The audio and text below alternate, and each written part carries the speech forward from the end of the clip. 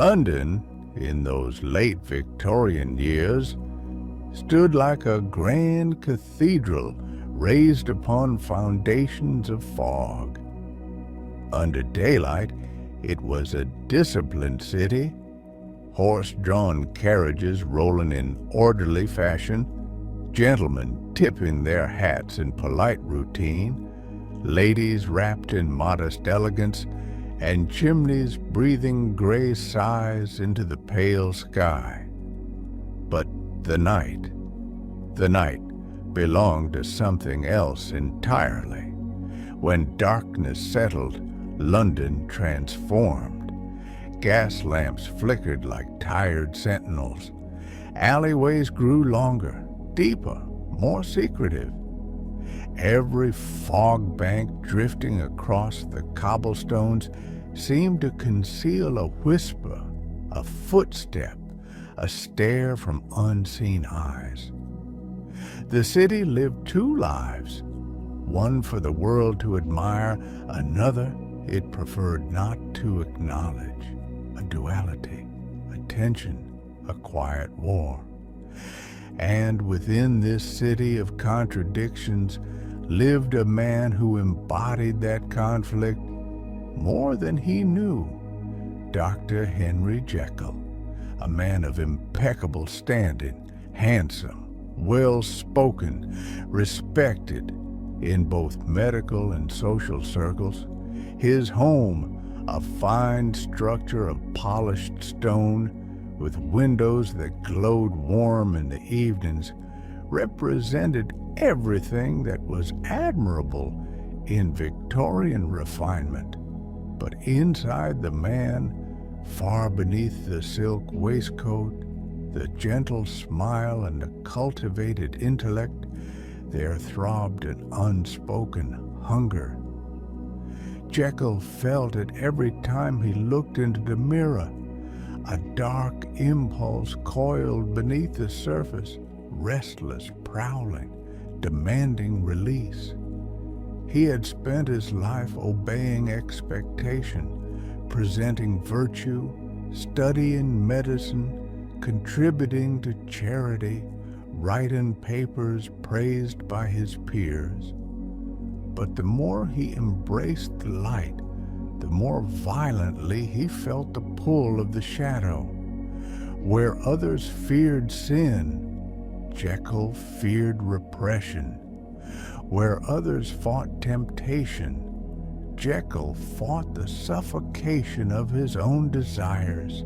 He was a man divided long before Hyde ever came into being. Obsessed with the idea that good and evil are not merely conditions but essences, Jekyll began his descent into uncharted science. Late nights found him bending over bubbling concoctions, green vapors curling like serpents from glass vials, tinctures shimmering with unearthly glints. He scribbled in notebooks until dawn, formulas crossing each other like frantic spiderwebs. He stripped morality from chemistry, ethics from alchemy, truth from convention. Alone in his locked laboratory, an annex hidden behind his respectable home, he crafted a potion he believed could do the impossible.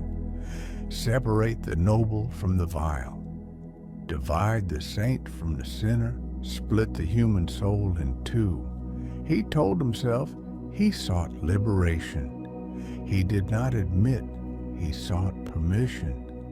And so, one fateful night, with trembling hands and a feverish heartbeat echoing through the chamber, Jekyll lifted the glass, watching the liquid swirl with dangerous radiance.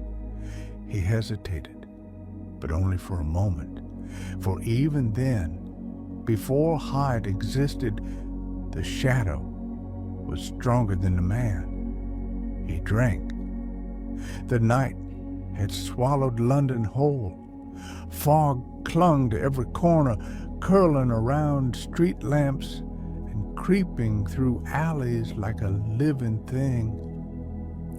In his hidden laboratory, Henry Jekyll's reflection in the glass seemed alien, as though the very shadows of the room were watching him, anticipating what was to come. The potion coursed through his veins like liquid fire. His body trembled, his mind reeled, and every heartbeat felt as though it might rupture his chest. Then came the transformation, a creeping, horrifying shedding of civility. Muscles tensed unnaturally, his posture shifted, his voice cracked into a harsh, guttural tone, and his features twisted in an almost inhuman fashion. Edward Hyde was born, shorter, hunched, repulsive in form, and instinctively repelling. Hyde stepped into the dim candlelight. His eyes, dark and glinting with malice, scanned the room with the cunning of a predator and the glee of a liberated sin. Every instinct in Hyde's being was chaos incarnate, every nerve a spark of cruelty and delight in transgression. At first, Jekyll watched in fascination, almost scientific awe. But fascination quickly curdled into horror. The creature he had created, his own shadow-made flesh, moved with purpose, testing muscles, stretching fingers, and exploring the room with an autonomy that was terrifyingly alive. Hyde left the laboratory that night, slipping into the streets of London as though he were born to inhabit the darkness. The fog embraced him like an accomplice. He observed the terrified faces of passers-by, children clutching their mothers, women recoiling in instinctive horror, and men muttering fearful curses. All felt it, the unnatural presence, though none could name it. Hyde's laughter, soft, cruel, resonant, echoed down alleys before vanishing entirely, leaving only silence and dread. And Jekyll, returning to himself after hours of torment, realized with a shuddering clarity he had not just created a separate identity, he had unleashed the darkness within himself. It was stronger than the man who sought to control it. The first acts of terror, Hyde's emergence, was not merely personal. It became a force that London would soon feel. The first encounter with another human was casual, yet brutal. A street urchin ventured too close. Hyde lashed out with instinctive violence, his strength disproportionate, unnatural. The child escaped, terrified, but the encounter left its mark. Hyde had learned that fear obeyed him, that terror could be wielded as a weapon. With each passing night, Hyde prowled farther, committing petty acts at first, spitting on the pavement, assaulting a passerby, destroying objects at whim. Yet the darkness within him demanded more. Soon, those acts escalated. Random cruelty became deliberate malice. Streets were littered with the echoes of screams. Alleys, once ordinary, now seemed to twist toward him as if the city itself bent to accommodate his terror. Jekyll attempted to confine Hyde. He locked doors, brewed antidotes, and slept fitfully, hoping the potion would work in reverse. But Hyde grew impatient, cunning, and increasingly independent. Sometimes he appeared without Jekyll's aid, a terrifying manifestation of instinct unleashed. Every day that passed, Jekyll sensed the margin of control slipping further until he understood the unthinkable. Hyde was no longer a creation. He was a master, and Jekyll the prisoner. The psychological spiral Jekyll's waking life became a nightmare of suspicion and dread. Every glance from a stranger's eyes, every whisper in the hallways of London suggested that Hyde was observing. Sleep became impossible. Every hour alone felt like a trap. His conscience battled his ambition. The man who sought to experiment with morality now existed in a state of constant fear. And yet, paradoxically, he craved the transformation again. The darkness within promised liberation from responsibility. Hyde was everything Jekyll dared not be. Cruel, lustful, violent, free. But the price was unmistakable: chaos, guilt, and the creeping realization that the world itself could not tolerate such a being. The dichotomy twisted him, splitting thought, desire, and morality. Daylight became unbearable, and nightfall inevitable. Hyde's reign was rising. Jekyll, though desperate, knew he could not destroy what he had made without destroying a part of himself. Foreshadowing catastrophe. The night falls heavy with pounding rain, the streets awash in shadow and fear. London's fog thickens to near suffocation, and the streets lie quiet, yet vibrating with an unseen menace. In a narrow alley, a shadow moves faster than a human, faster than reason, and leaves only the silent terror behind. Somewhere in the darkness, Hyde waits. Somewhere within Henry Jekyll, fear blooms. The city sleeps, but unease settles in its bones. The stage is set for horror that is inevitable, unstoppable, and intimately tied to the human heart itself.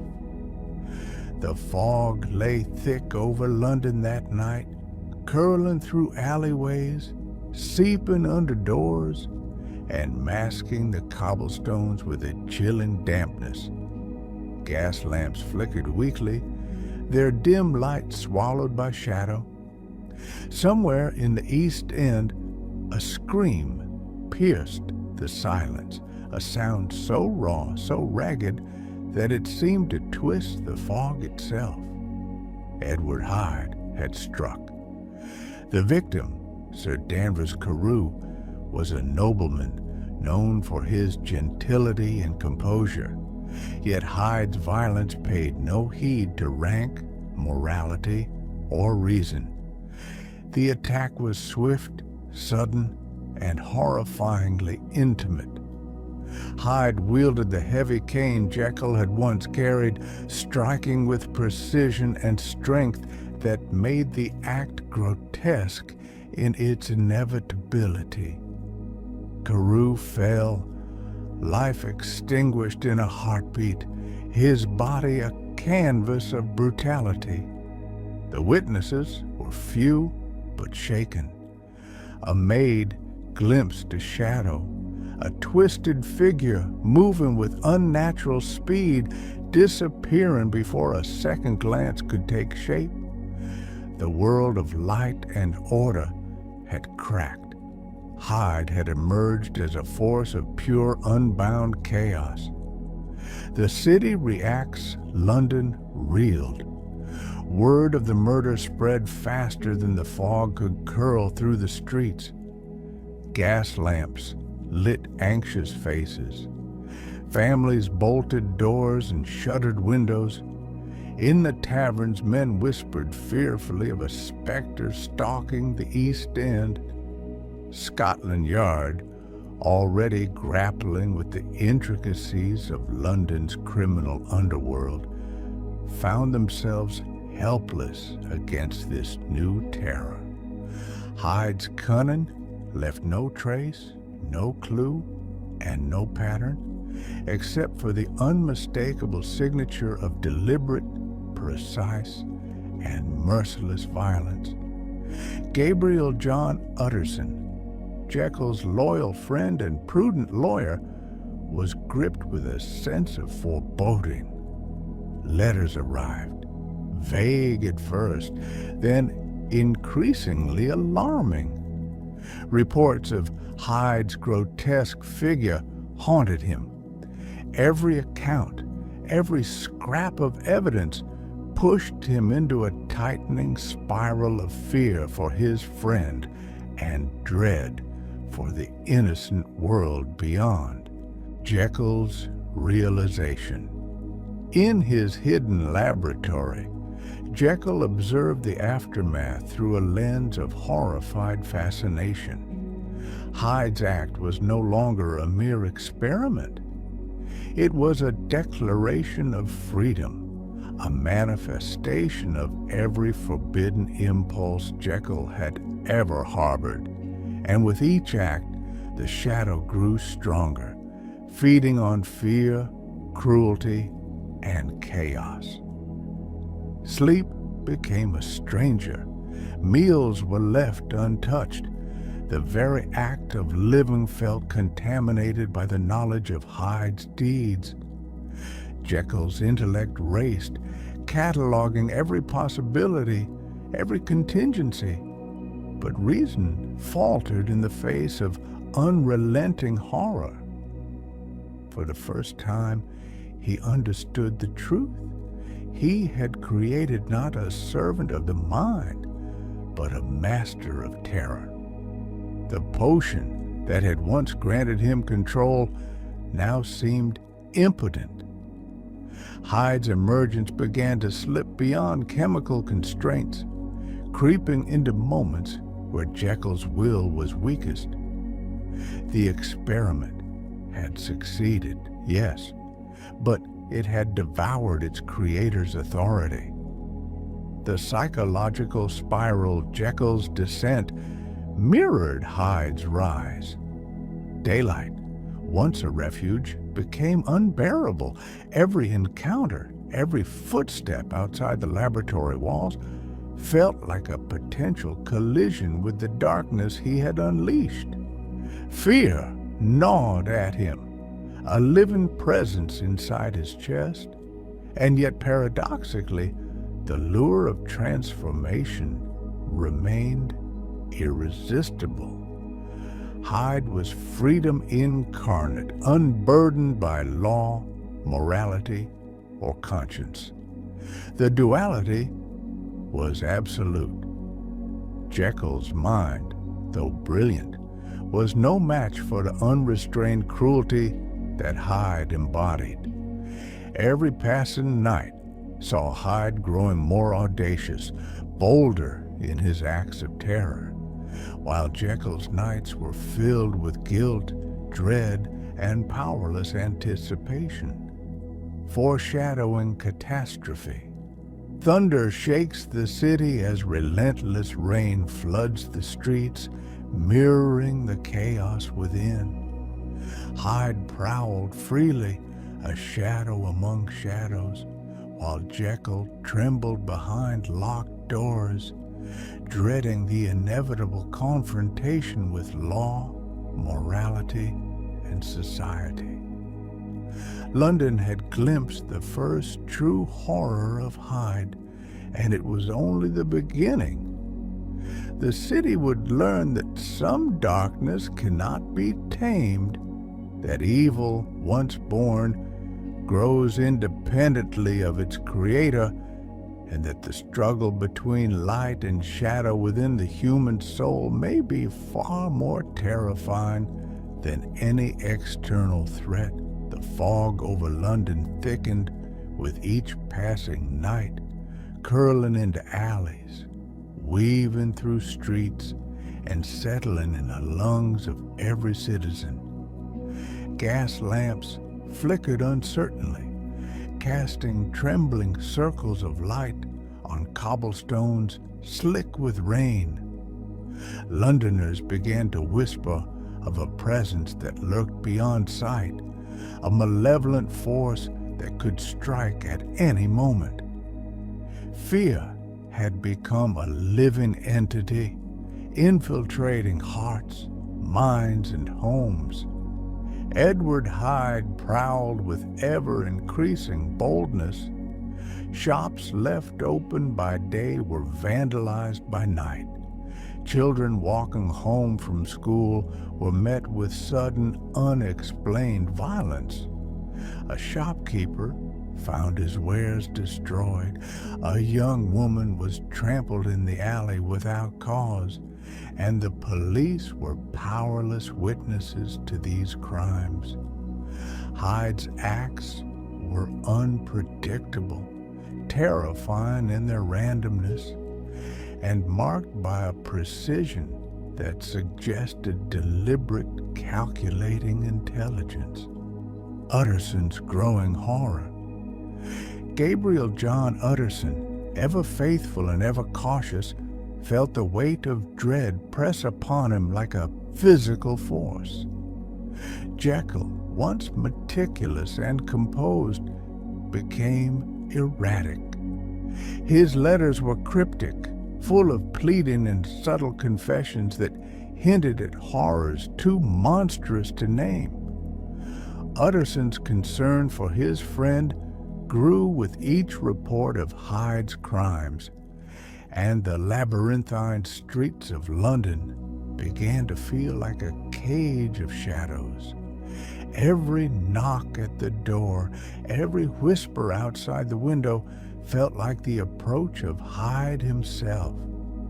Utterson's nights became restless. Sleep evaded him as the specter of the doctor's duality haunted his thoughts. He began to see the transformation not merely as chemical, but as an unstoppable force, a psychological predator feeding on the weakness and morality of its creator. Jekyll's torment. Jekyll's existence became a study in terror and obsession. Each day, he fought against the irresistible pull of the potion, yet each night Hyde emerged, more violent, more cruel, more unrestrained. Jekyll's mind, brilliant yet fragile, cataloged every crime, every detail, and yet found no path to mastery over the shadow he had birthed. Isolation deepened. Friends and colleagues were avoided, social invitations refused, and every familiar street became a potential stage for Hyde's chaos. The doctor's reflection in the mirror began to betray him.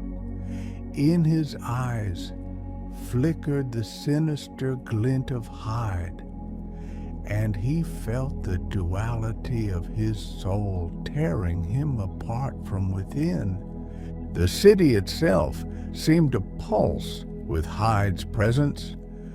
Crime reports flooded the newspapers.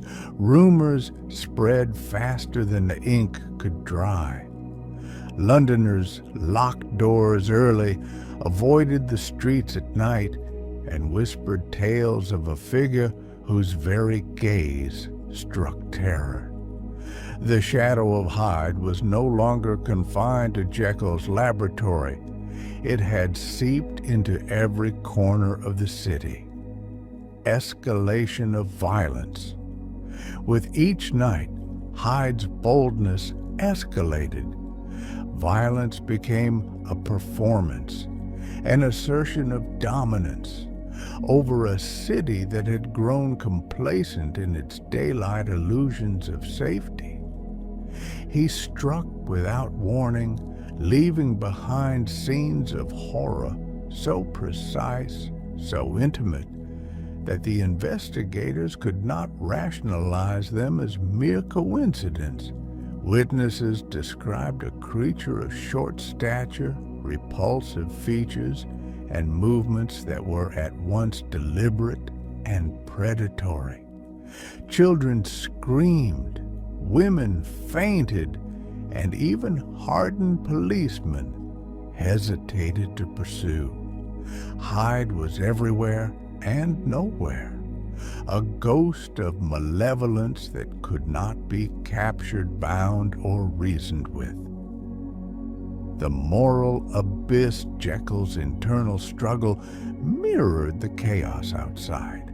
He understood with crushing clarity that Hyde was not a separate entity, but the manifestation of every dark desire he had ever suppressed. Every act of cruelty by Hyde was a reflection of his own potential for evil. The potion had not created freedom, it had revealed the inescapable darkness within. Guilt became a physical weight. Jekyll's nights were spent in silent agony, replaying each crime, imagining each victim's terror, and recognizing in the depths of his soul that he was the architect of this terror. Hyde's rampage was both punishment and revelation, a mirror of Jekyll's own moral failings, magnified to monstrous proportions. Foreshadowing the climax, with the fog thickening, every alley seemed to hold a whispered threat.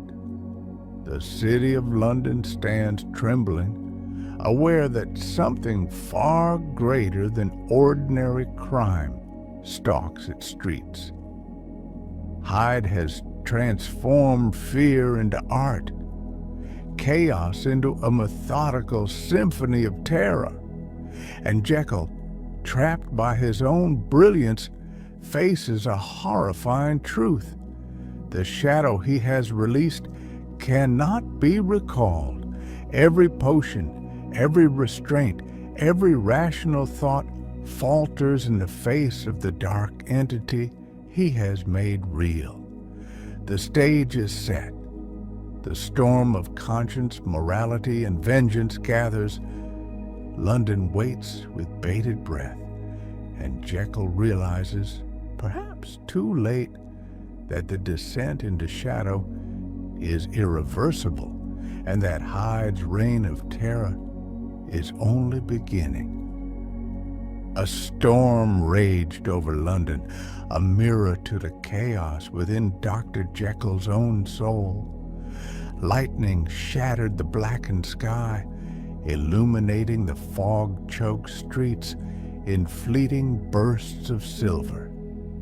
Inside the hidden laboratory, Jekyll trembled, not with fear of the storm, but with the creeping certainty that his creation had become unstoppable. Hyde moved within him, silent, relentless, a predator that no science, no potion, and no morality could subdue. The locked laboratory, Gabriel John Utterson, accompanied by Jekyll's loyal servant Poole, approached the laboratory doors with a mix of dread and resolve. Strange noises, low growls, and labored breaths emanated from behind the thick wooden panels. They knocked. Silence. They called Jekyll's name. Only the faintest unnatural shuffle responded. Driven by mounting panic, they forced the doors open. The scene that awaited them was a grotesque tableau of horror. Hyde lay lifeless, dressed in the clothes of his creator, an uncanny mockery of humanity, his face twisted in the eternal expression of cruelty, a reflection of Jekyll's darkest impulses given flesh. The confession, scattered documents, letters, and journals revealed the truth in meticulous detail. Jekyll's handwriting trembled, yet the clarity of confession pierced the horror.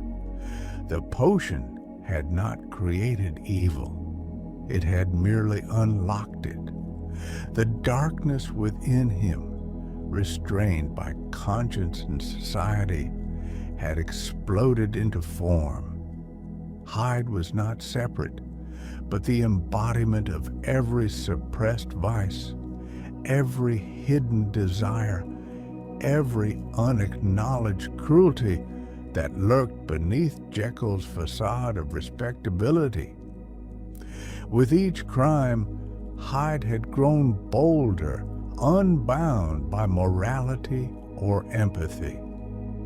Jekyll had attempted to control him, to restrain him with logic and alchemy, yet every effort had only strengthened Hyde's cunning and ferocity. The potion had become a key to the abyss, and Jekyll had unlocked the gates. The city holds its breath beyond the laboratory. London had endured weeks of terror. Hyde's rampages had left the streets trembling, the citizens trembling in fear. Murders, assaults, and unexplained vanishings had transformed alleys and thoroughfares into chambers of dread. Gas lamps flickered as shadows danced across walls, and whispers of Hyde's atrocities haunted every household. The city itself seemed to pulse with Hyde's presence. Crime reports flooded the newspapers. Rumors spread faster than the ink could dry. Londoners locked doors early, avoided the streets at night, and whispered tales of a figure whose very gaze struck terror. The shadow of Hyde was no longer confined to Jekyll's laboratory. It had seeped into every corner of the city. Escalation of violence. With each night, Hyde's boldness escalated. Violence became a performance, an assertion of dominance over a city that had grown complacent in its daylight illusions of safety. He struck without warning, leaving behind scenes of horror so precise, so intimate, that the investigators could not rationalize them as mere coincidence. Witnesses described a creature of short stature, repulsive features, and movements that were at once deliberate and predatory. Children screamed, women fainted, and even hardened policemen hesitated to pursue. Hyde was everywhere and nowhere, a ghost of malevolence that could not be captured, bound, or reasoned with. The moral abyss. Jekyll's internal struggle mirrored the chaos outside. He understood with crushing clarity that Hyde was not a separate entity, but the manifestation of every dark desire he had ever suppressed. Every act of cruelty by Hyde was a reflection of his own potential for evil. The potion had not created freedom. It had revealed the inescapable darkness within. Guilt became a physical weight.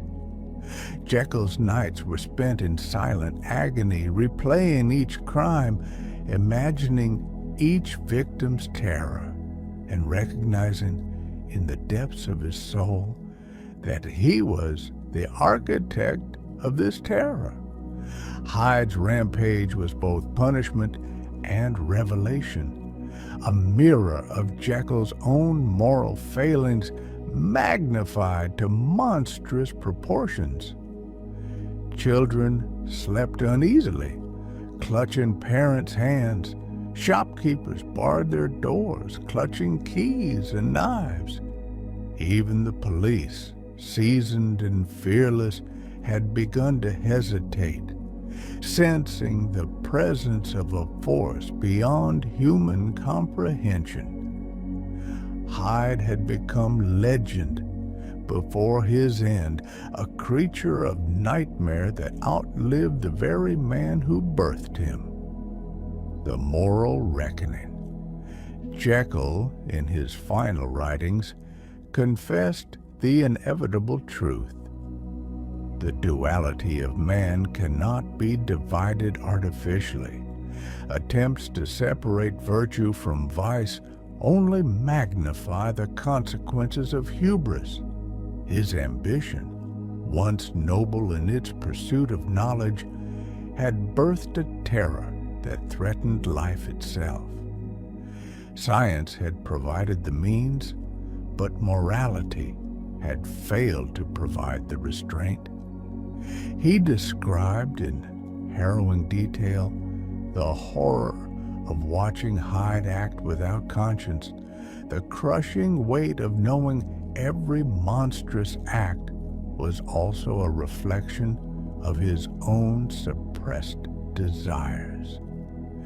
Guilt and despair became tangible entities, pressing upon Jekyll with every heartbeat, reminding him that creation without responsibility is a curse rather than a triumph.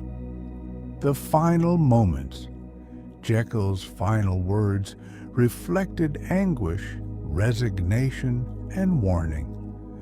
Hyde had died, or so it seemed, but a shadow would forever linger in memory, in moral thought, in the consciousness of any who dared to contemplate the consequences of unrestrained ambition. London would remember, the streets would whisper, and humanity would learn through horror the true price of tampering with the boundaries of life. The storm subsided. The fog lifted slowly, revealing a city scarred but breathing. The tale of Dr. Jekyll and Mr. Hyde was not merely a story of science gone awry. It was a meditation on the human condition, an exploration of morality, a vision of the dark potential that resides in every soul. Utterson departed, burdened with grief and understanding. He carried the testament of Jekyll's genius, folly, and warning, a story that would echo through the ages, reminding every man that light and shadow are intertwined, and that the attempt to cleave them apart may unleash consequences beyond reckoning. Epilogue. Legacy of Shadows. Long after Jekyll's laboratory fell silent, whispers of Hyde persisted. Children were told tales of the monstrous figure, scholars debated the moral implications, and the shadow of duality haunted every reflection. In the quietest streets, in the flickering gas lamps, in the eyes of the cautious and the curious, the specter of Hyde endured. Jekyll had vanished, but the lesson remained eternal. No man can separate the darkness from the light within himself without courting catastrophe. The shadow endures, and the struggle between virtue and vice is ceaseless, unyielding, and universal.